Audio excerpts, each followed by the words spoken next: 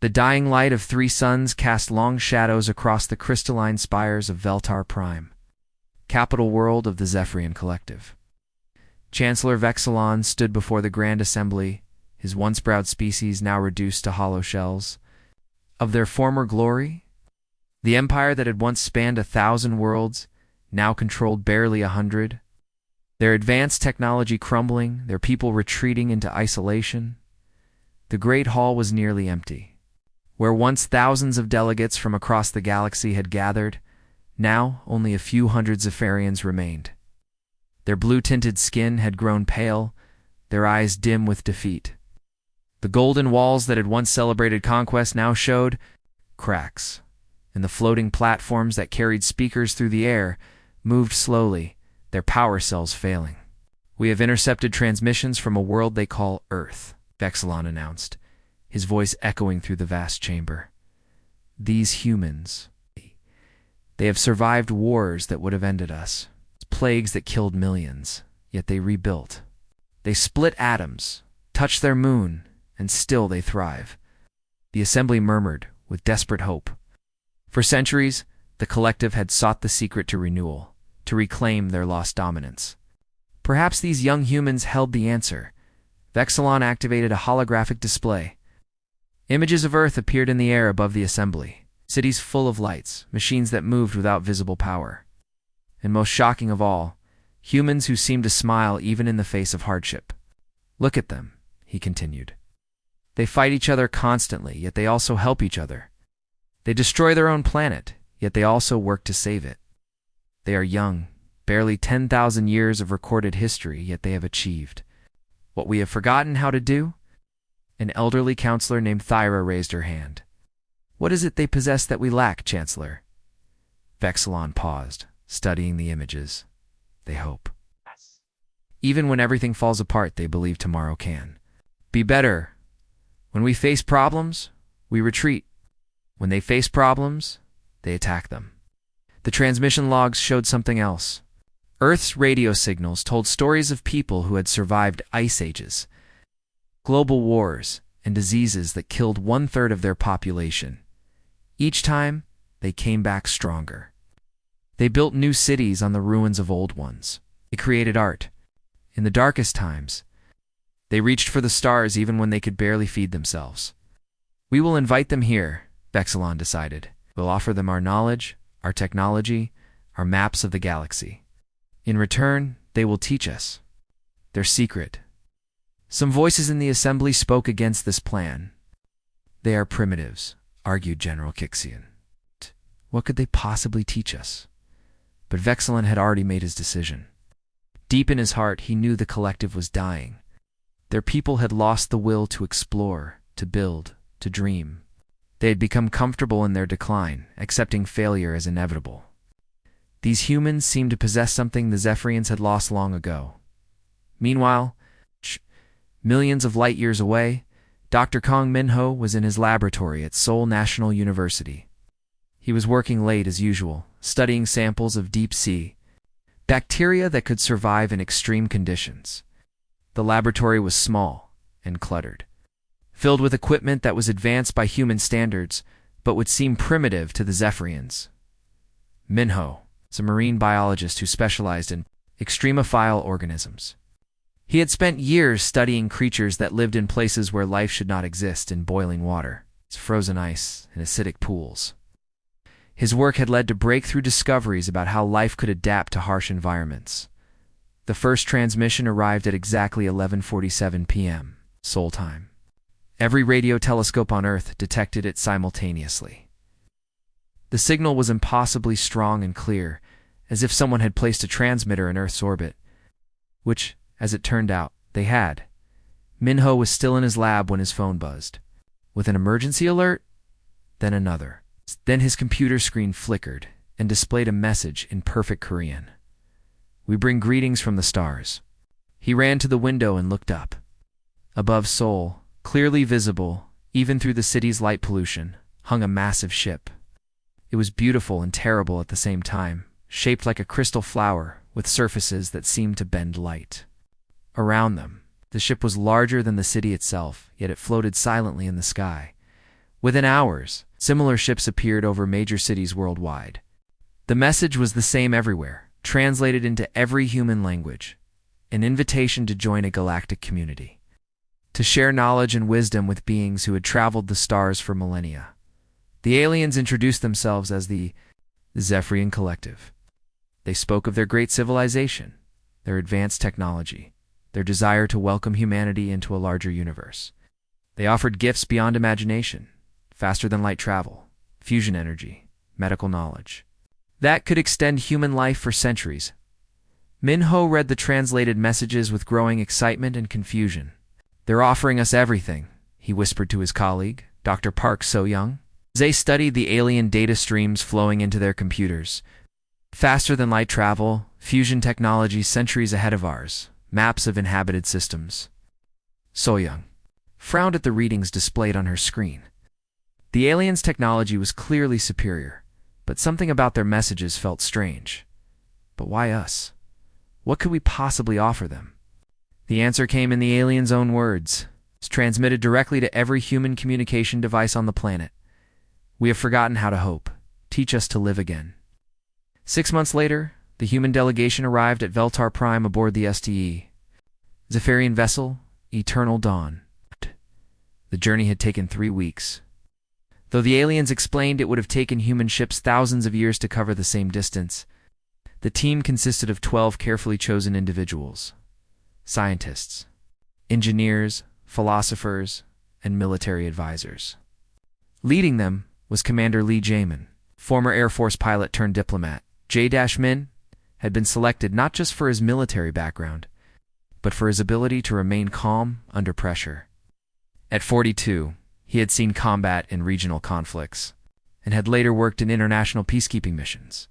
His experience dealing with different cultures and hostile situations made him the perfect choice to lead humanity's first diplomatic mission to an alien world. The Eternal Dawn was unlike anything humans had ever built. The ship seemed to be alive, its walls pulsing with soft blue light. There were no visible engines, no control panels that humans could recognize. When they asked how it worked, their Zephyrian host simply said, "It thinks itself through space." As they approached Veltar Prime, the humans pressed their faces against the transparent walls of the observation deck. The planet was beautiful beyond description. 3 suns cast rainbow light across continents covered in crystal formations that reached toward the sky like frozen trees.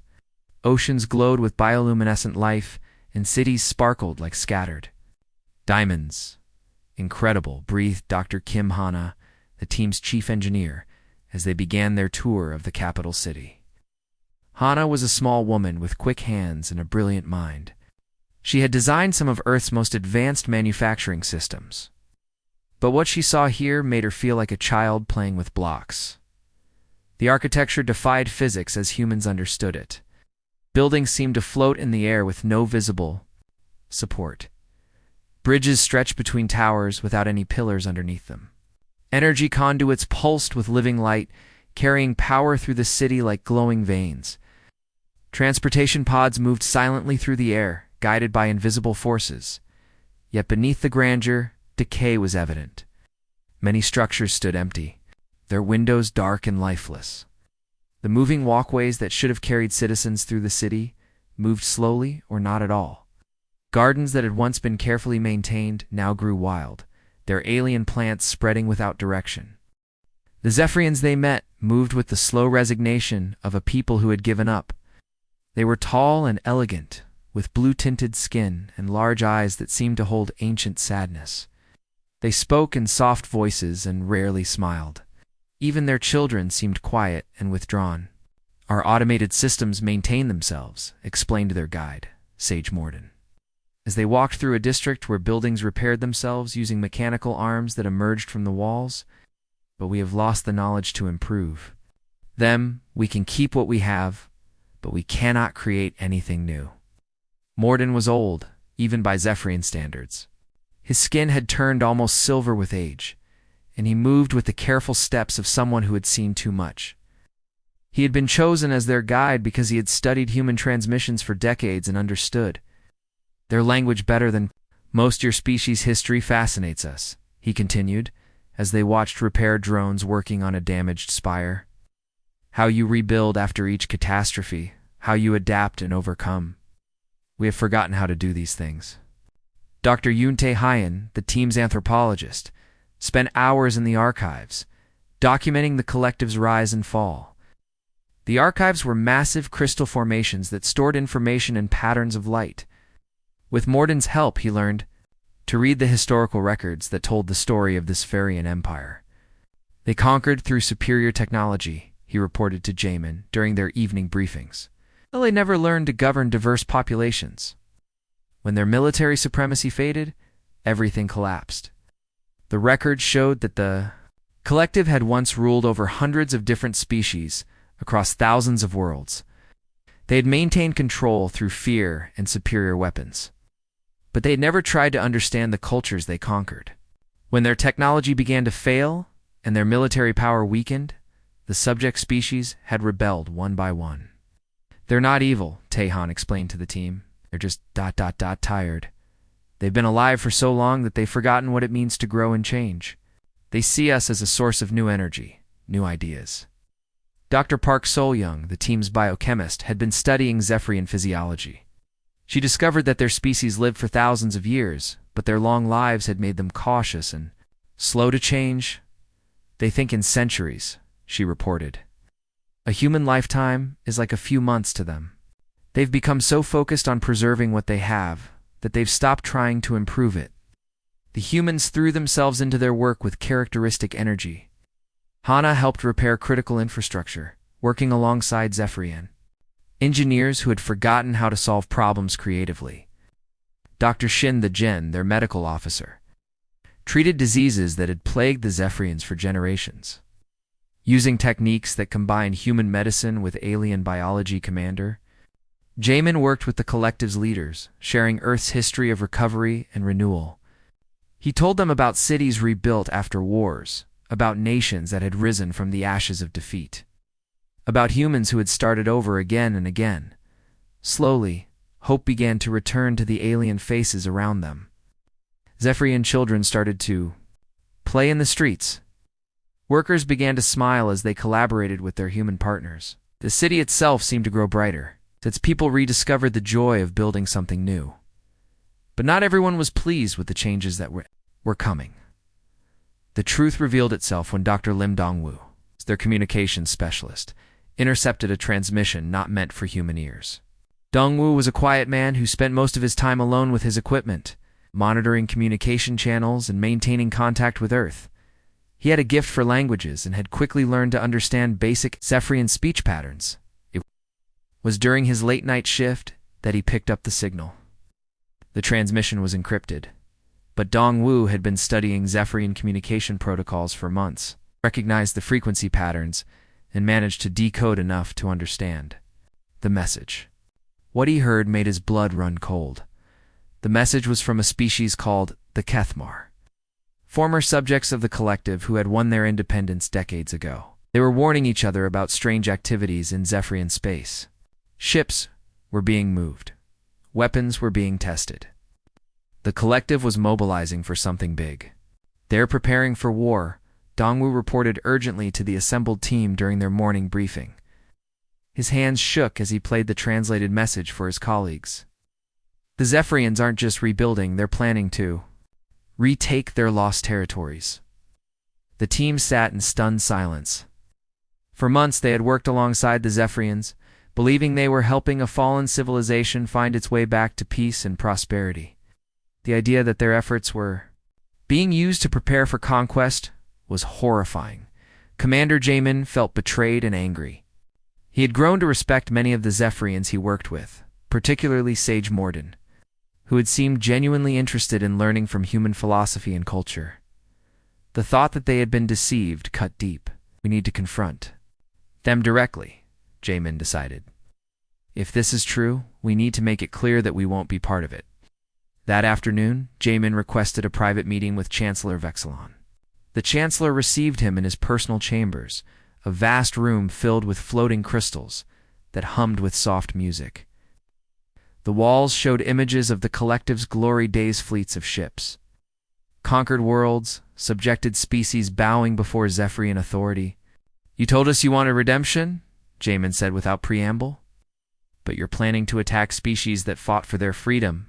Vexilon's expression didn't change. He had been expecting this conversation. Dr. Lim is very skilled with communications, he said calmly. We knew he would eventually discover our preparations. Then you admit it? You're planning to reconquer your former territories? The Chancellor's response was cold and matter-of-fact. Redemption means restoring what was lost. These lesser species benefited from our rule. They had peace, order, and prosperity under the collective. They will again. Jamin stared at the alien leader in disbelief. They fought wars to escape your rule. They died by the millions to win their freedom. How can you call that beneficial? Freedom is chaos, Vexilon replied. And what has happened to them since they left us? The Kethmer fight, constant civil wars. The Velinari have destroyed half their worlds through industrial accidents. Zixilon have split into dozens of competing factions. They need our guidance. It's not redemption, said Dr. Choi Minesio, the team's philosopher, who had been listening from the doorway. She was a small, elderly woman who had spent her life studying ethics and human behavior. That's repetition of the same mistakes that led to your fall. Minesio entered the room and stood beside Jamin. Means acknowledging your mistakes and working to make amends. It means building something better than what you had before. Vexilon's eyes narrowed. You humans are idealistic. You think every species wants to be free, to make their own choices. But most beings prefer security over freedom. They want someone else to make the difficult decisions. That's not what we've seen, Jamin argued. Every species we've encountered has shown us that they value their independence. They may struggle, but they're learning and growing. Over the following days, the human team worked frantically to develop an alternative proposal. They spent sleepless nights drafting documents and creating presentations. Dr. Yoon Taeon used his knowledge of galactic history to show how other civilizations had successfully transitioned from empire to federation. Dr. Park Soyoung provided scientific evidence of how diversity strengthened ecosystems and societies. The humans proposed an alternative, a galactic federation where all species could participate as equals, sharing resources and knowledge freely. Each world would govern itself according to its own culture and values, but they would work together on projects that benefited everyone. Trade would replace tribute. Cooperation would replace conquest. They presented their proposal to the full Zephyrian Council, hoping to convince them that this path would bring true prosperity and respect. The presentation hall was packed with council members, their blue faces showing polite interest as the humans explained their vision. When they finished, the council deliberated for less than an hour. The Zephyrian Council rejected the proposal immediately. We appreciate your efforts, said Councillor Thyra, but your proposal is naive. The galaxy needs order, not chaos. The collective provided that order for millennia. We will provide it again. General Kixion stood and addressed the humans directly. We did not bring you here to lecture us about equality and freedom. We brought you here to help us reclaim our rightful place as the dominant power in this galaxy. Your military expertise, your resilience, your capacity for innovation and warfare, these are the gifts we need from you, Vexilon added. Not your philosophical theories about cooperation. Jamin felt a chill run down his spine. And if we refuse to help you, the silence that followed was answer enough. The humans had come to help a dying civilization find redemption. Instead, they had given it the tools to rise again as conquerors. The Zephyrians placed the human team under house arrest, confining them to a secured wing of the palace complex. The wing had been designed as luxury quarters for visiting dignitaries, but now the beautiful rooms had become a prison. Energy barriers hummed across the doorways, and Zephyrian guards in floating armor watched every corridor. Commander Jamin paced the main sitting room, his mind racing. Through the crystal windows, he could see the city below continuing its daily routines. Most Zephyrians had no idea that their leaders were planning another war. They went about their lives, tending their gardens and working in their automated factories, unaware that their government intended to drag them back into conquest. "They're not taking any chances," Dr. Kim Hana observed, examining the energy barrier that blocked their exit. "These fields are designed to contain beings much stronger than humans.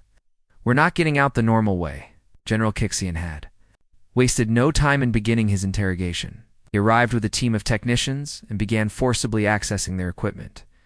The Zephyrians had advanced mind-scanning technology, but they were frustrated by what they found when they tried to use it on humans.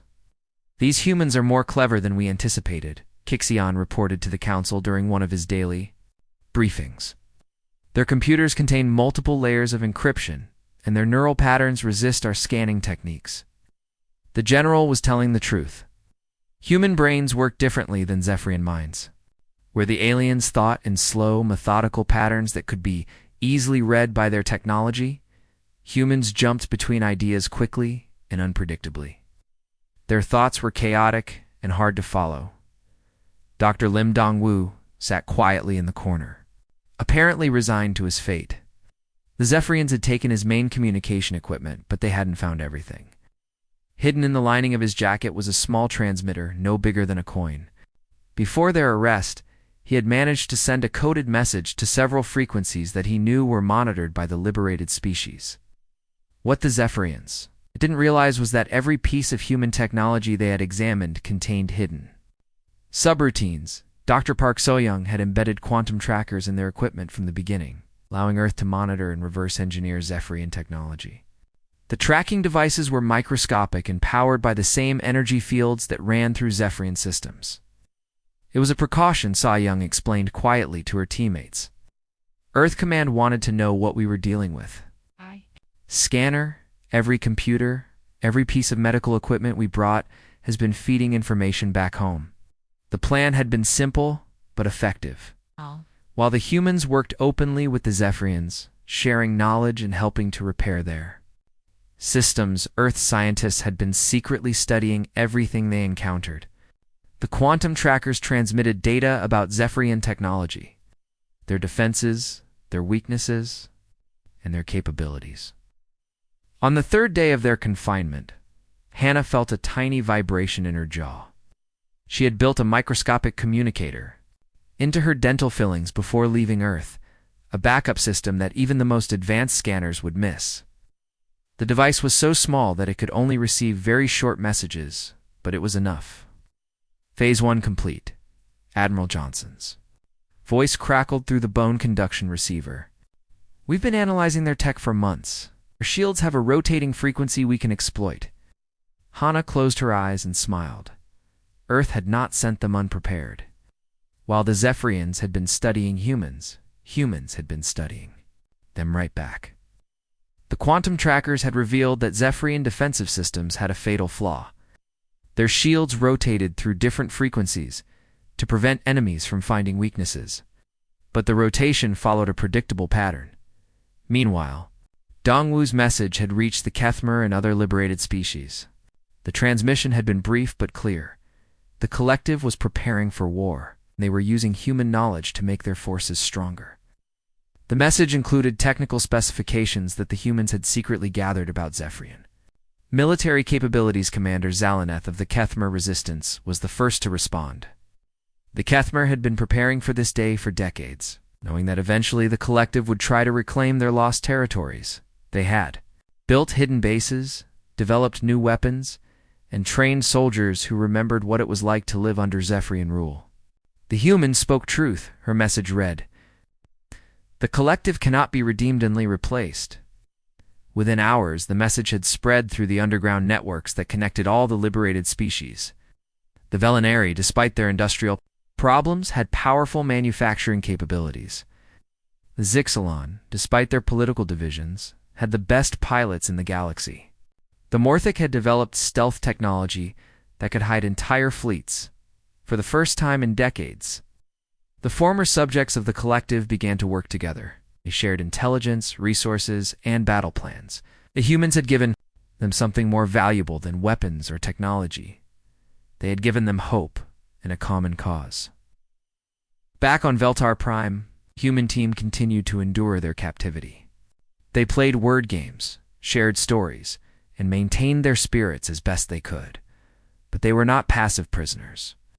Each day they observed their guards, studied the security systems, and prepared for the moment when they would be needed. Again, Dr. Yoon Tae-hyun spent his time talking with the younger Zephyrian guards, learning about their hopes and fears. Many of them had never known war and were frightened by the prospect of another conquest. Some began to question whether their leaders were making the right choices. "Change is coming," Tae-hyun told his teammates one evening. "Question is whether it will come from within or from without." The answer came sooner than anyone expected. The liberation of Veltar Prime came not through destruction, but through overwhelming coordination. The attack began at dawn, when the three sons of the system cast their first light across the crystal spires of the capital city. But there were no explosions, no burning buildings, no screaming crowds running through the streets. Instead, the Kethmer fleet, joined by forces from a dozen other species, surrounded the capital world as internal systems across the planet began shutting down. The quantum trackers that Dr. Park So-young had hidden in human equipment had done their work perfectly. For months, they had been mapping every computer network, every power grid, every communication system on Veltar Prime. The liberated species had learned from their former masters. Instead of using brute force, they used precision. Power plants, shut down in carefully planned sequences. Communication networks went silent. Transportation systems stopped moving. The collective's mighty capital world was paralyzed, without a single shot being fired. General Kixian rushed to the military command center, but found his officers staring at blank screens. "Sir, we've lost contact with the fleet," reported a young technician, his voice shaking. "All our defensive systems are offline. We can't even raise the planetary shields." The general slammed his fist on the command table. "How is this possible? Our systems were designed to be impenetrable." But the truth was simple. The Zephyrians had become so dependent on their automated systems that they had forgotten how to operate them manually. When the computers failed, they were helpless. The human team, freed by Kethmer commandos who had infiltrated the palace through maintenance tunnels, found themselves in the unexpected role of mediators. Commander Zalanith of the Kethmer was a tall, graceful being with silver skin and large eyes that seemed to hold the wisdom of ages. She had personally led the rescue mission. "We don't want to destroy the Zephyrians," she explained to Commander Jamin as they walked through the palace halls. "We want to ensure they can never again impose their will on others." The Kethmer had learned from their own painful history. They had been one of the first species conquered by the collective, and they remembered the cost of revenge. Destroying their former oppressors would only create new cycles of violence and hatred. Collective's surrender was swift. Their military, weakened by centuries of complacency and now facing enemies on all fronts, collapsed within days. Ships that had been built for conquest found their crews unwilling to fight, and many Zephyrian soldiers simply laid down their weapons and asked to go home. Chancellor Vexilon was found in his private chambers, sitting quietly among his collection of artifacts from conquered worlds. He offered no resistance when the Kethmer soldiers came for him. "I suppose this is justice," he said calmly. "Though I still believe we brought order to chaos." But the aftermath was more complex than anyone anticipated. The Zephyrian people were not all like their leaders. Most had never participated in the conquests and had no desire to return to the old ways. They were frightened and confused, unsure of what would happen to them now that their government had fallen. Many Genuinely believed they were bringing order to the galaxy. Dr. Choi Manesio observed as she helped negotiate the new arrangements. They can't understand why their subjects rejected their rule. Manesio had been appointed as the chief negotiator for the transition period. Her background in philosophy and ethics made her uniquely qualified to help different species find common ground. She spent long hours in meetings with representatives from dozens of worlds. Trying to build a framework for lasting peace, the most difficult challenge was deciding what to do with the Zephyrian leaders. Some species wanted trials and punishment. Others called for exile or imprisonment. The debates grew heated, and for a while it seemed like the alliance might fracture before it had truly begun. The solution came from an unexpected source: the Zephyrians themselves.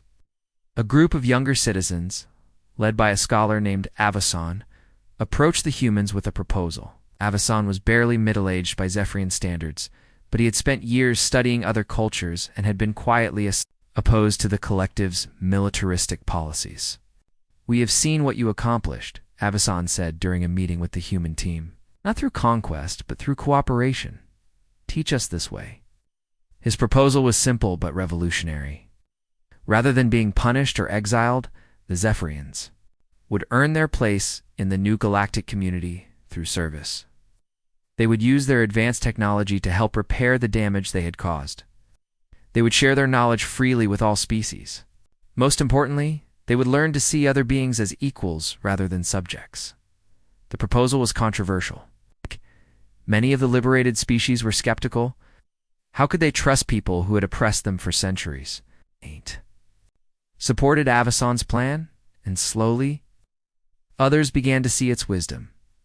The new galactic community that emerged bore no resemblance to the old collective.